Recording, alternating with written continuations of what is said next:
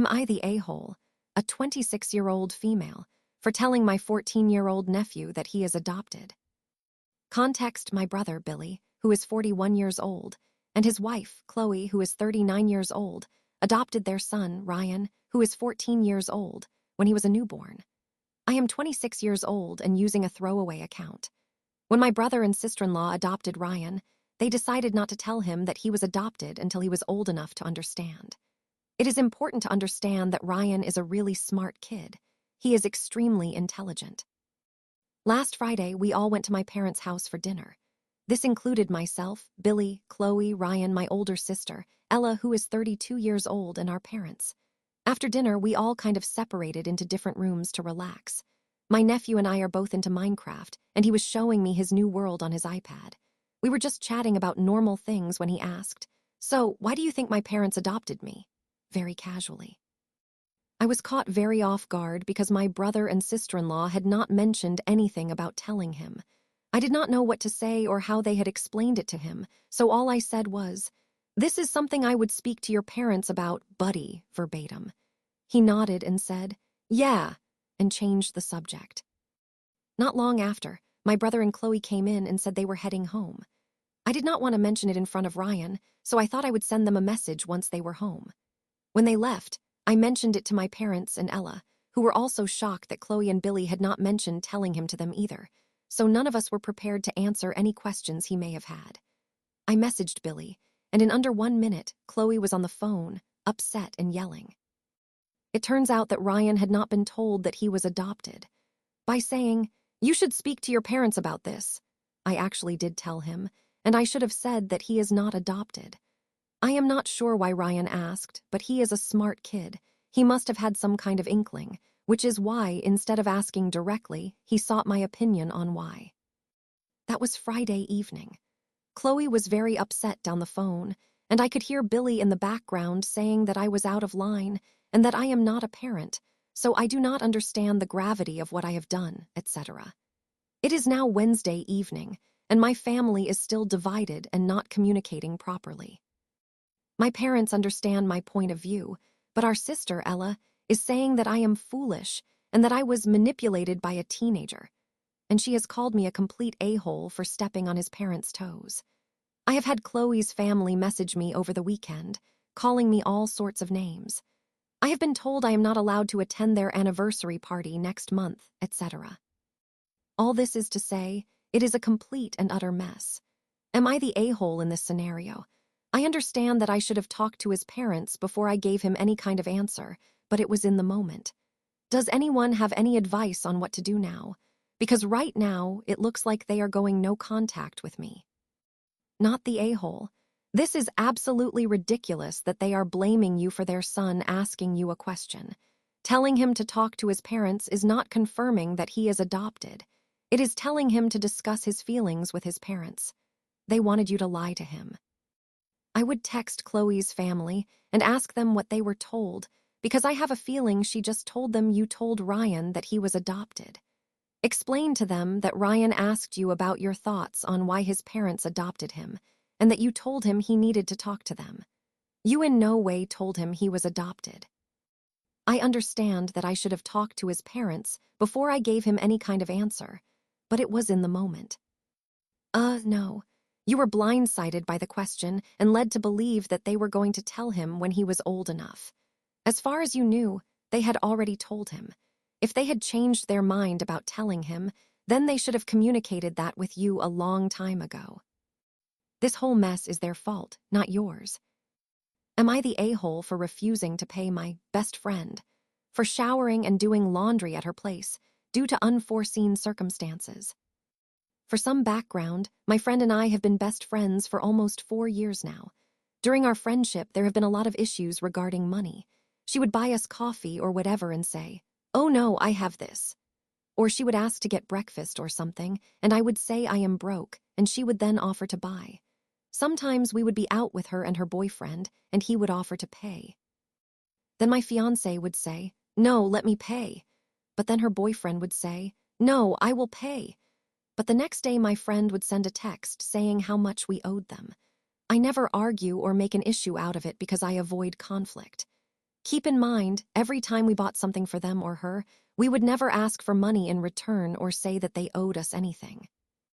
About a month ago, they did not have water where they lived and asked to come shower at our place. We had to switch on our geyser, which is the water heater, just so that they could have warm water, and we never asked them to pay for the electricity or water used. The point is, we have been without electricity for a week, and we do not know many people around to help us out. I reached out to my best friend and asked if we could do a load of laundry and have a shower. They said it was fine. The next time we asked if we could come around, she said, and I quote, "You can pay us at the end of the month for using their utilities. I am refusing to pay them for the one time we used their shower and electricity because I would never have expected them to pay us. Now we have not been able to wash our clothes or shower because what bill would we receive from my best friend at the end of the month? Am I the a-hole? Why are you friends with this person? Am I the a-hole for asking my mother to leave our house? I will provide a summary of the main points of your story. Last night, I asked my mother to leave my house because she has been telling her friends that I am abusing her.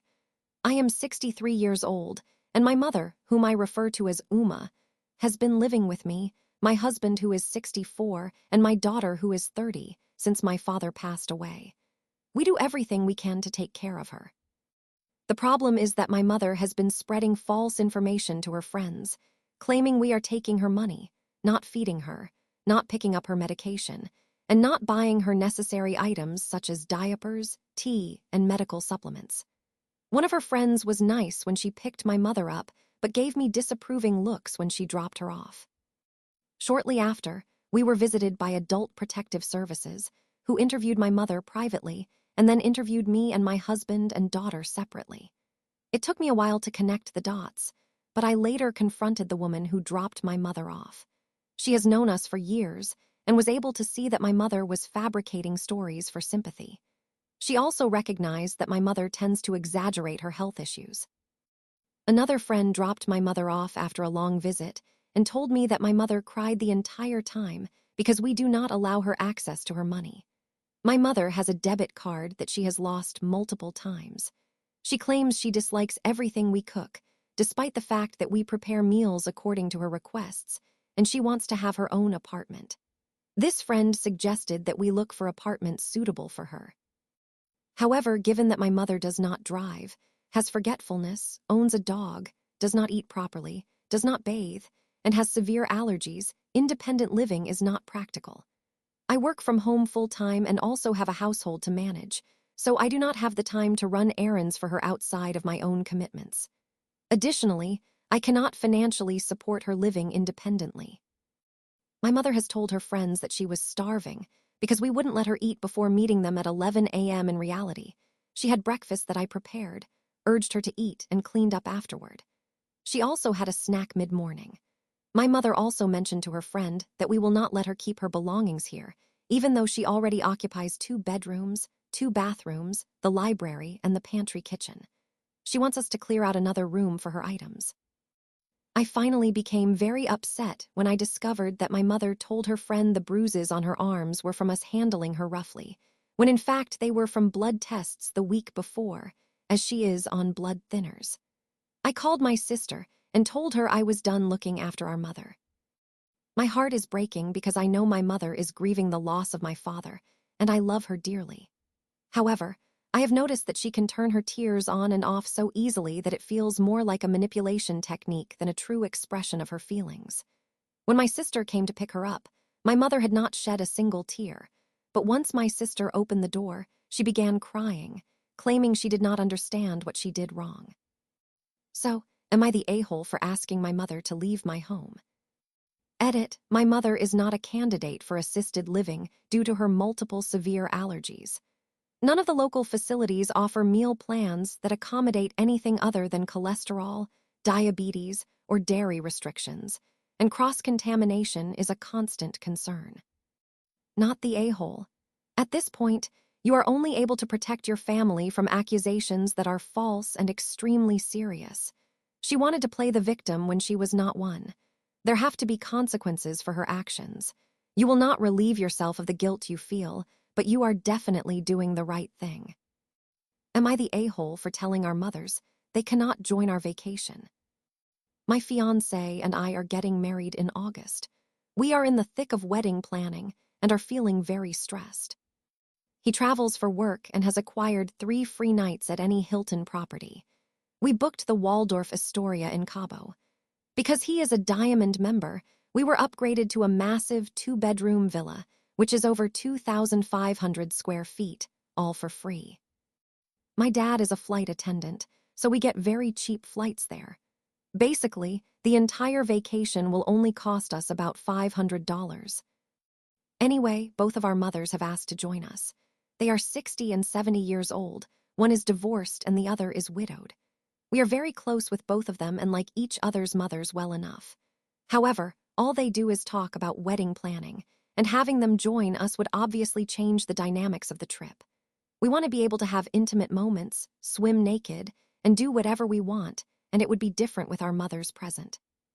Despite knowing I shouldn't feel bad, I do. I feel like we are getting this opportunity of a lifetime that they have never experienced, and that we owe it to them to allow them to join. I also believe that having them there could be fun in a different way. They would have their own bedroom and could do their own thing. However, my fiancé really does not want them to join and does not want to hear about wedding matters during our entire vacation. Our mothers have brought up a few times how they are so jealous, that we are so lucky, and that they wish they could join us.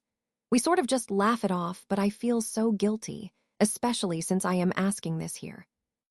I am very curious to hear others' thoughts. Are my fiancé and I being unkind for saying no? Update: this is not our honeymoon. We are going to Cabo this week. It is just a random vacation to use up our free Hilton nights that will be expiring soon. We will still have a proper honeymoon after our wedding. I think this is an opportunity for you to get closer with your fiancé and that you want to be alone with him. He is the one with whom you are building a life, not your mother's.